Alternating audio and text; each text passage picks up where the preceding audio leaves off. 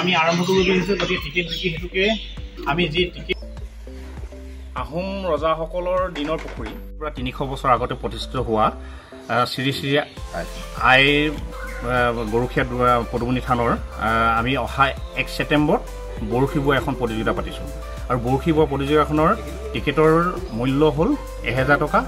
বিভিন্ন পুৰস্কাৰ শিতানত আমি ৰাখিছোঁ 40,000, 30,000, 20,000, 10,000 আৰু একে কনিষ্ঠ যিজনে মাছ পাব তেখেতৰ কাৰণে বিশেষ বঁটা হিচাপে 3,000 টকা ৰাখিছোঁ। গতিকে অসমবাসী তথা উত্তৰ পূৰ্বাঞ্চল তথা ভাৰতৰ বিভিন্ন ৰাজ্য যিসকল বৰশী বোৱা প্ৰেমিক আছে, বৰশী প্ৰেমিক আছে, তেখেতলোক সকলোকে আমি আমন্ত্ৰণ জনাইছোঁ এই আইথানত আহি তেখেতলোকে ৰাজকীয় পুখুৰীত বৰশী বাঢ়ি দিম। আমাৰ ইয়াতে বিভিন্ন ধৰণৰ মাছ আছে। স্থানীয় যিবিলাক শ'ল, বৰালিৰ পৰা আৰম্ভ কৰি মাগুৰ, শিঙি, কাৰৈ, গৰৈ এই মাছখিনিৰ উপৰিও আমি যিখিনি পোহা মাছ বুলি কোৱা যায় আপোনাৰ ৰৌ, বাহু, মিৰিকা, চিতল আৰু চন্দা মাছ, এনেকৈ এই মাছবিলাক আমি পুহি ৰাখিছোঁ। ইয়াত বহুত মাছ আছে। ইয়াত অহা কোনো মানুহে বিমুখ হৈ যাবলগীয়া নহয়, সকলোৱে মাছ পাব। খালি ওজনৰ ভিত্তিত যিয়ে হাইষ্ট ওজন হ'ব, বেছি ওজন হ'ব, তেওঁৰ প্ৰথম পুৰস্কাৰ হ'ব, ছেকেণ্ড